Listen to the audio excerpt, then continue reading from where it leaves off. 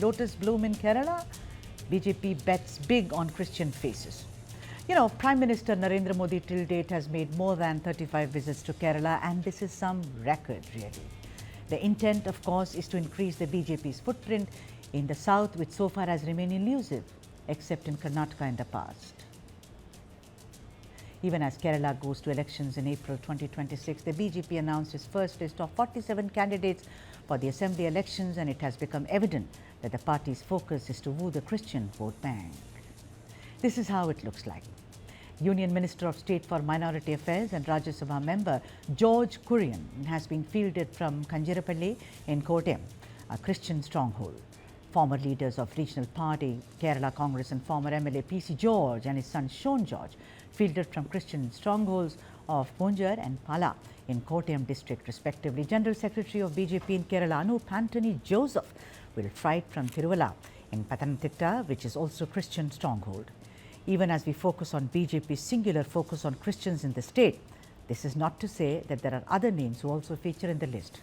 Former Chief Minister and Congress leader K. Karunakaran's daughter Padmaja Venugopal has been fielded from Thrissur, and the 7 other women candidates include ex-DGP and first woman IPS officer R. Srilekha, who's also fighting from Thiruvananthapuram, and Shobha Surendran from Palakkad.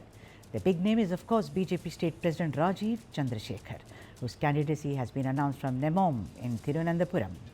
The significant point here is that the 4 assemblies constitutes Kanjirappalli, Punjar, Pala and Tiruvalla are strategic, as these regions hold sway amongst Christians, and the BJP has perhaps been very prudent in fielding leaders with strong local connects. Prime Minister Modi's outreach has not been lost on anyone, consistently engaging with the Christian community, participating in Christmas celebrations and talking about the community's unique contribution towards India's social fabric. Did this yield results? Well, the landmark victory in Thrissur in 2024 may have been an outcome of those efforts. Statistics point to the fact that BJP has improved its performance from way back in 2001, when it was merely at 3%, to about 12 to 15% during the 2016-2021 period. But then, in run-up to next month's polls, the centre's decision to also name Kerala as Keralam is being viewed very positively as part of the BJP's broader push to strengthen its political outreach in the region, which has so far remained mysteriously elusive. So, will the BJP get its leg in to Kerala this time around in 2026?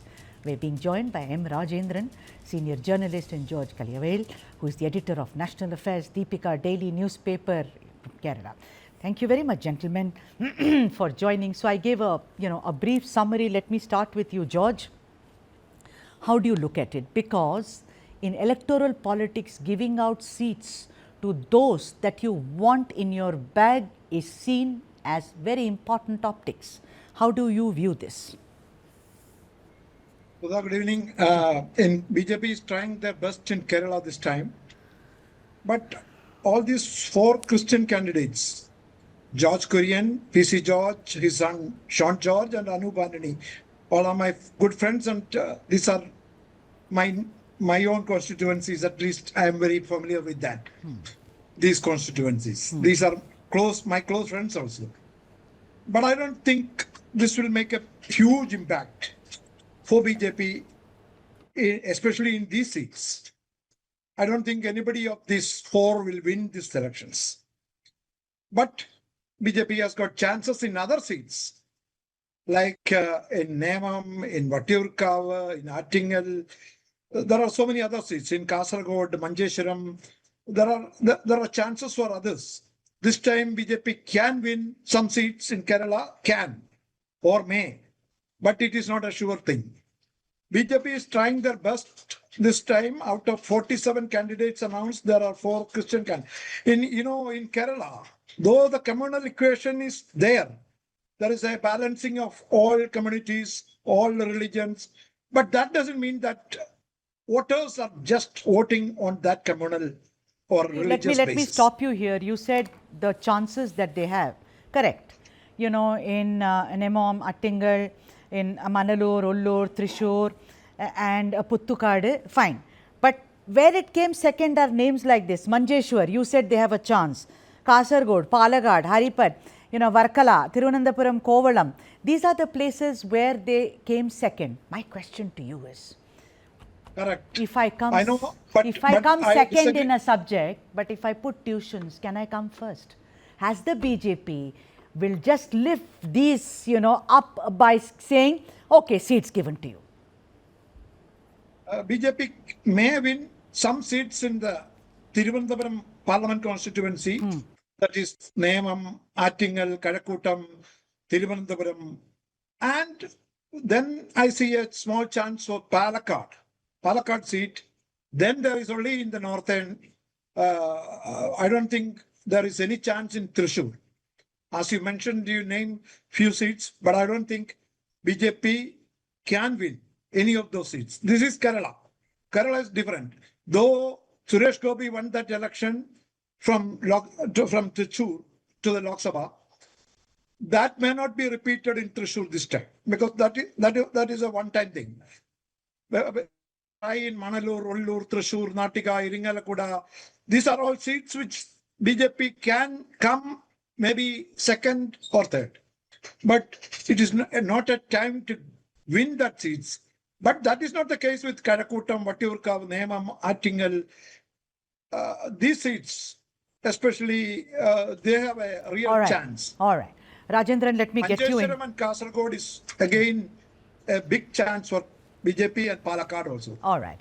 Rajendran, if you can come in. The Syro-Malabar belt, it are districts like Kottayam, we all know, Ernakulam, Idukki, where the Syro-Malabar church is concentrated. Now, of the 18% of Christians, 40% apparently are concentrated here. It has been observed, Rajendran.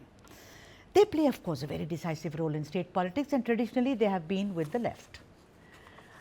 Also some with the UDF, But this time around, apparently they are fluid. They feel both the UDF and the LDF have let them down.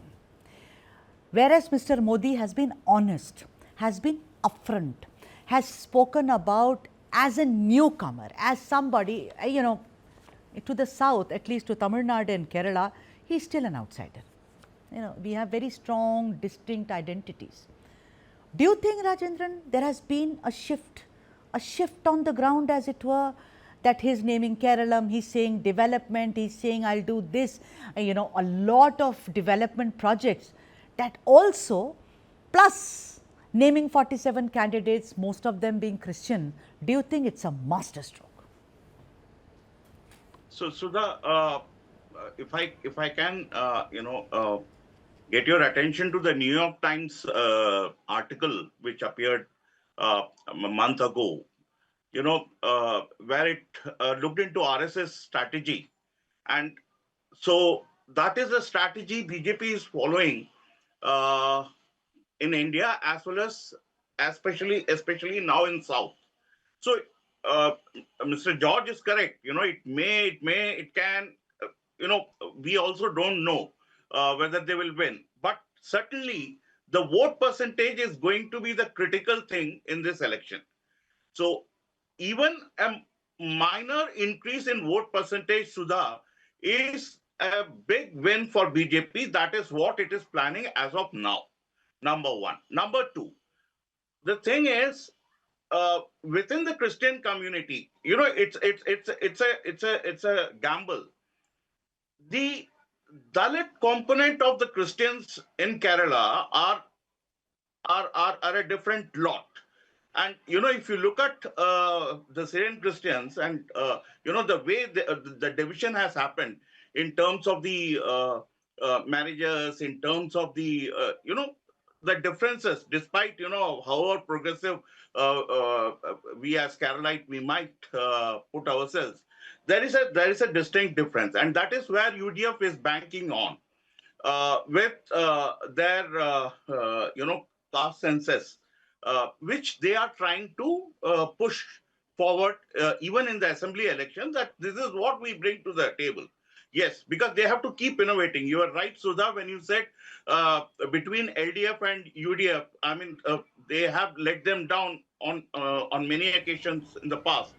But this is a time where they can make amends with a clear, focused attention. Whereas BJP is playing a gamble on one side and trying to believe what it is in theory it did in with Gopi. Right. Can it replicate that? Uh, I'm not on the ground, Sudha, so I would not dare make any kind of Right. You predictions. know, both of But you this are is what I negating can. it. Both of you are saying, yes, it's smart, but will it yield? That's what my question was. And George, I'm coming to you. George, you know, much like Tamil Nadu, here he comes, he makes, you know, he does, Prime Minister does what it takes. Very, very careful. He has a very good deputy in Rajiv Chandrasekhar. They sit down. BJP is a master when it comes to electoral management. Three of us know, we've been journalists for decades. They can do that, you know. The point of the matter is the other things that he has done. For instance, reaching out to the Christian community, you know, engaging in Christmas and meeting the bishops, etc. But I am the same person who did number of stories when there was so much of violence, or rather kind of, you know, defacement of their religious symbols during Christmas in 2025. Are the Christians, George, ready to say, it's okay, he has done a lot, let us give him a chance? Or you don't think it works like that? So the Rajiv Chandrasekharan is a very smart leader. Of course. He has emerged as a very, very good operator, or very smart BJP president in Kerala. Last elections in 2021, BJP garnered around 12.41% votes in Kerala. But as you said, among the Christians, because I also belongs to that group of Christians in the central Kerala, the Syrian Christians, I can assure you that BJP may get some more votes. But that doesn't mean that BJP can get into the Christian vote bank in a major way, because all major issues of the Christians are not addressed by this government, especially the prices of rubber, so many issues. Only the symbolism or gimmicks are happening according to the leaders of the Christian churches or the Catholic Church, which is very dominant in that area.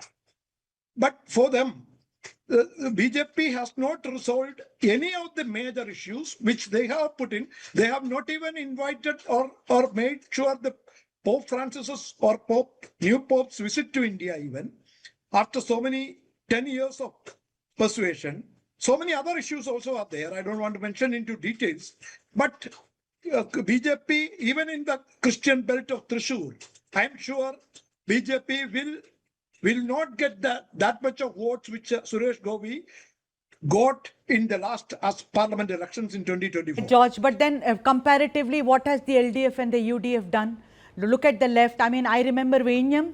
There was a lot of confusion around 4 or 5 years ago. We've done a string of stories. In the middle of it was they accused that the bishops and the Christian, the fathers and the priests are behind this, which was bunk. Mr. Pinarayi Vijayan had to struggle to solve this. You of course have Sabarimala. I do not know how much of that will have an impact, but Kerala is Kerala. Kerala is not divided amongst religion. You know, Sabarimala is happening. Also the gold smuggling scan, the gold taken from all the Sri Kovil and everything.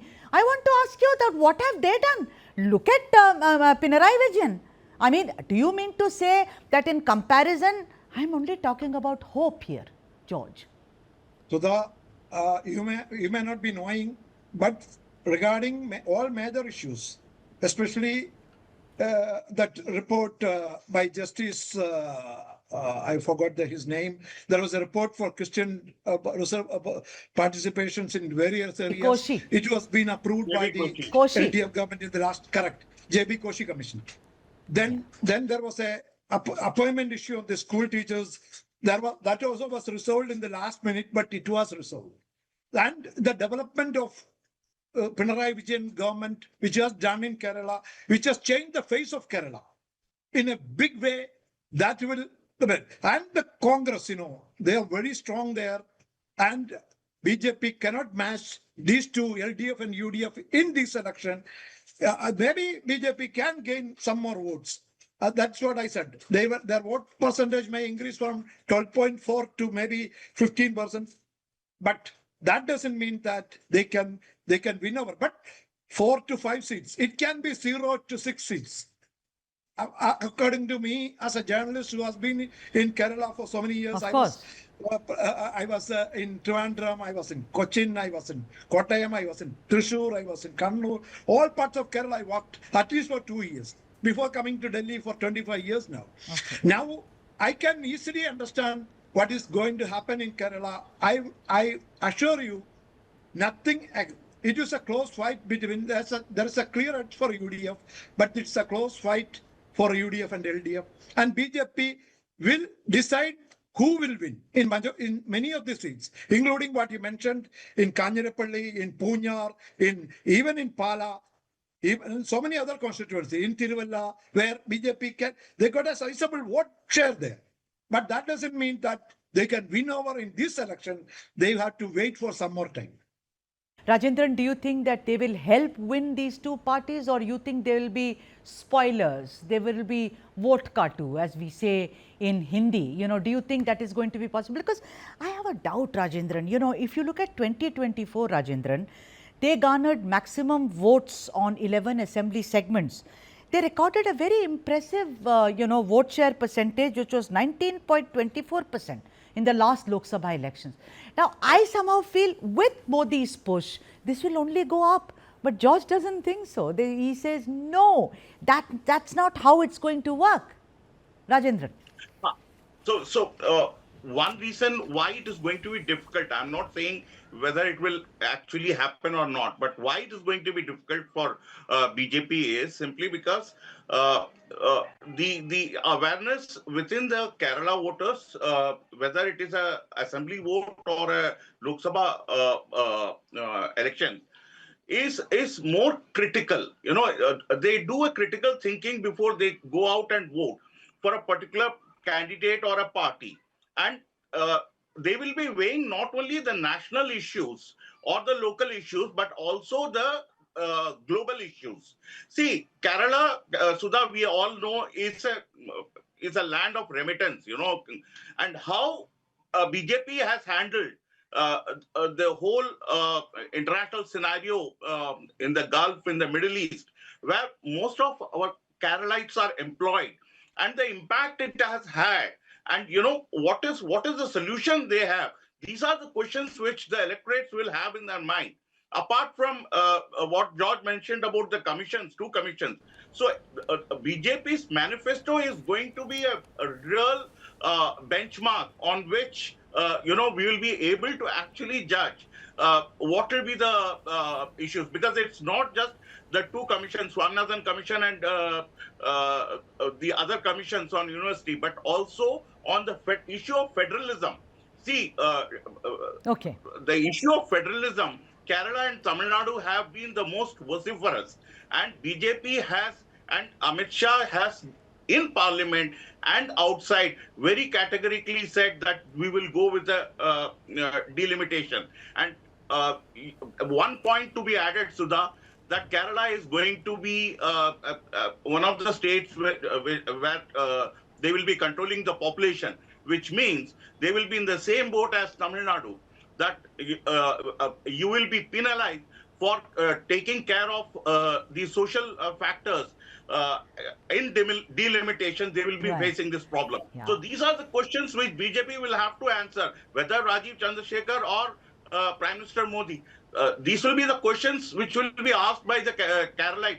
All right. It may not be asked by other states, but in Kerala, these questions will have to be answered by the candidate. All right. Sudha. But you know, both of you, George and Rajendran, are very clear that BJP has a slim chance, but it doesn't have such a great chance. That's what you are both saying, and said despite Prime Minister Modi's push and consistent push. And that's how elections unfold in the South, ladies and gentlemen.